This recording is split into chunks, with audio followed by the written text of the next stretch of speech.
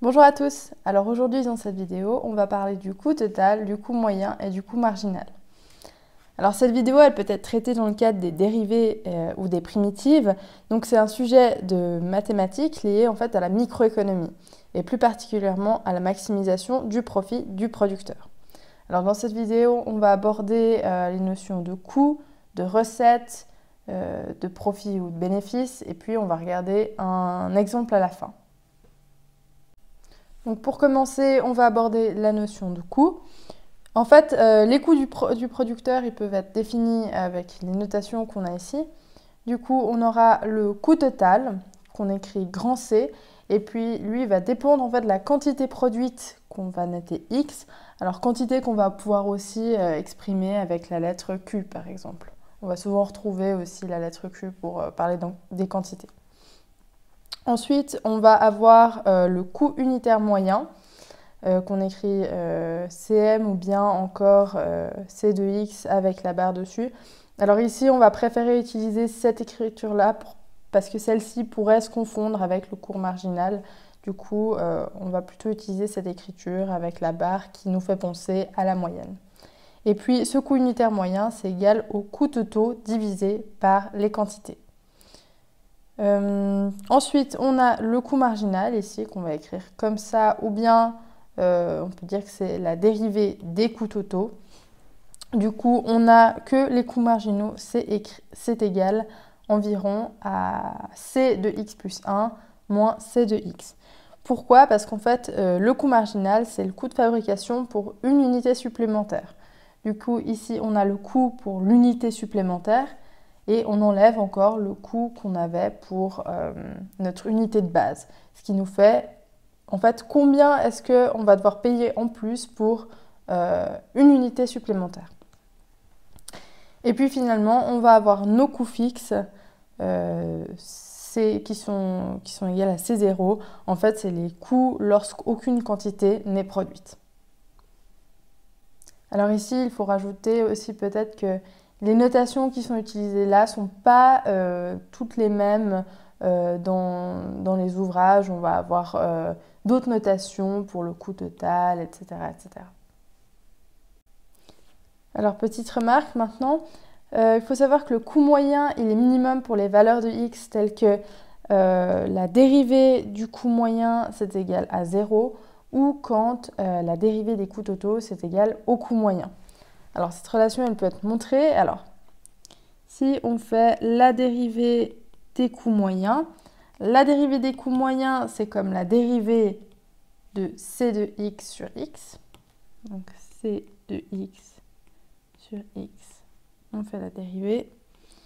La dérivée de tout ça, on se rappelle que la dérivée pour une fraction, c'est la dérivée de ça fois ce qui est en bas, moins ça fois la dérivée de ce qui est en bas, divisé par ce qui est en bas au carré. Ce qui nous donne, alors, c' de x fois x, moins c de x fois la dérivée de x, c'est 1, divisé encore par ce qui est en bas au carré. Et ça, on nous dit que c'est égal à 0. Donc maintenant, vu que tout ça c'est égal à 0, ça ici on peut l'enlever. Du coup, on a que c' de x fois x moins c de x est égal à 0. Et puis maintenant, on isole le c' de x. C' de x est égal à c de x sur x. Et ça, c'est bien égal au coût moyen. Donc, à c de x. Maintenant, en ce qui concerne la recette, donc pour les notations, on a la recette totale grand R de x qui est égale à x fois p de x. Soit en fait les quantités multipliées par le prix. Et en fait, P de x, ça va être égal à tout simplement P si on est dans une situation de concurrence parfaite, car ici, les prix sont fixés par le marché et le producteur n'a pas son mot à dire sur le prix. Et puis, sinon, c'est égal à P de x si on est dans un cas de monopole, où là, le prix est fixé par la demande. Ensuite, on va avoir la recette unitaire moyenne, qui s'écrit comme ça ou comme ça, mais pour les mêmes raisons que tout à l'heure, on va préférer cette écriture-là. Et ça va être égal à la recette totale divisée par les quantités. Pour la recette marginale, elle va s'écrire soit comme ça, soit c'est la dérivée de la recette totale. En ce qui concerne la notion de profit ou de bénéfice, alors pour la notation, on va noter profit ou bénéfice total avec pi de x ou bien encore grand B de x. Et ça, c'est égal à la recette totale moins les coûts totaux. Puis maintenant, si on va vouloir maximiser notre profit, la première étape, ça va être de trouver x tel que la dérivée du profit total, ce soit égal à 0, ou bien de voir quand est-ce que la dérivée de la recette totale ce soit égale à la dérivée des coûts totaux. Alors comment on retrouve ça? Bien sûr, on reprend là. Alors b' de x, en fait, c'est la dérivée de tout ça. La dérivée de ça, c'est la dérivée de r de x moins la dérivée de c de x. Et si on passe le c de x de l'autre côté, ça nous donne bien dérivée de r de x égale dérivée de c de x. Du coup, ça c'est la première étape. Et puis, deuxième étape, il va falloir vérifier que b seconde de x soit inférieur à 0. En fait, ici, il va falloir vérifier que la valeur de x trouvée soit bien un maximum. Donc pour ça, il faut que la concavité en ce point, elle soit négative. Donc avoir une fonction qui aille comme ça pour bien avoir un maximum. Maintenant, on va prendre un petit exemple. Donc ici, on nous donne le coût marginal qui est égal à 3x carré moins 2x plus 4. Et à la première question, on nous demande de trouver la fonction de coût moyen, sachant que les coûts fixes sont de 1. Du coup, ici, la première chose à faire, ça va être de calculer le coût total C de x. Et le coût total, ça va être égal à l'intégrale du coût marginal qu'on a ici. Du coup, l'intégrale de tout ça, ça nous donne x3 moins x2 plus 4x plus c.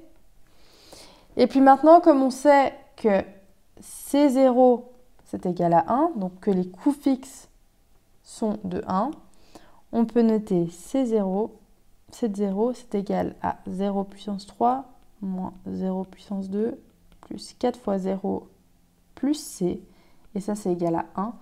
Du coup, on arrive à trouver que c égale 1.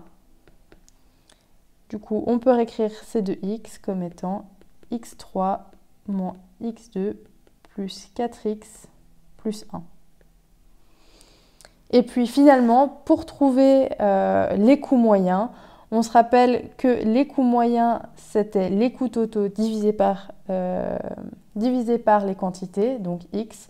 Du coup, ça nous donne x2 moins x plus 4 plus 1 sur x.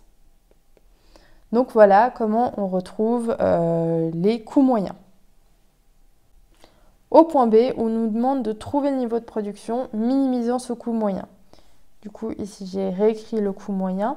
Et puis, pour trouver le niveau de production qui le minimise, il va falloir faire, ça va être lorsque la dérivée de ce coût moyen est égale à 0. Du coup, on va calculer la dérivée du coût moyen. Et c'est égal à 2x moins 1 moins 1 sur x carré. Et ça, c'est égal à 0. Maintenant, on va mettre tout au même dénominateur, ce qui nous donne 2x3 moins x carré moins 1 sur x carré qui est égal à 0. Et puis ici, si on résout tout ça, on trouve que x égale 1. Bon, ici, on arrive assez rapidement à voir que l'une des solutions, c'est 1. Donc, x égale 1, en fait, c'est le niveau de production qui va minimiser le coût moyen. Et maintenant, pour faire encore une vérification, on peut regarder encore la dérivée seconde au point x égale 1. Donc la dérivée seconde